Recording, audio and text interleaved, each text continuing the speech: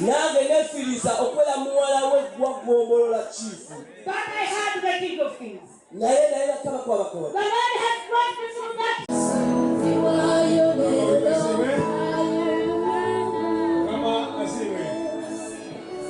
Kama wika siwe.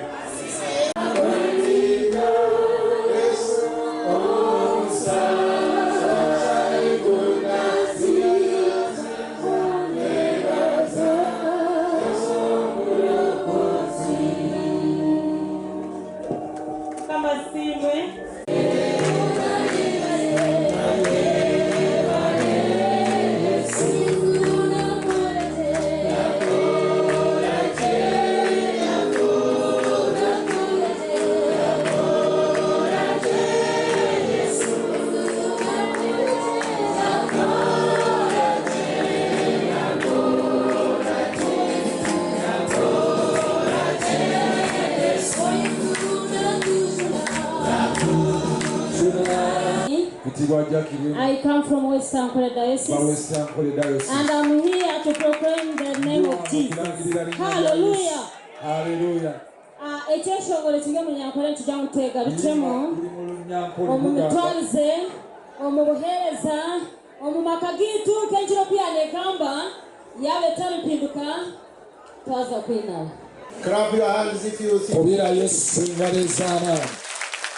Hallelujah. Hallelujah. Hallelujah. Hallelujah.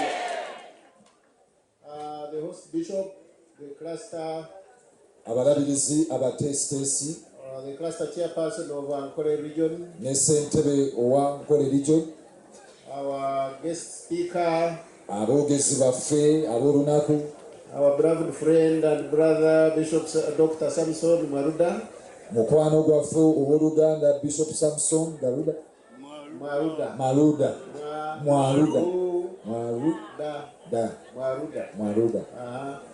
And your beloved wife Mama Agatha. Now I have the pleasure, nina omukisa ogw'ensuso, the grand opportunity of representing His Grace the Archbishop of okukiikirira Ssaabalabirizi w'ekkanisa ya Uganda. And I tried to recall era ngezezzaako okujjukira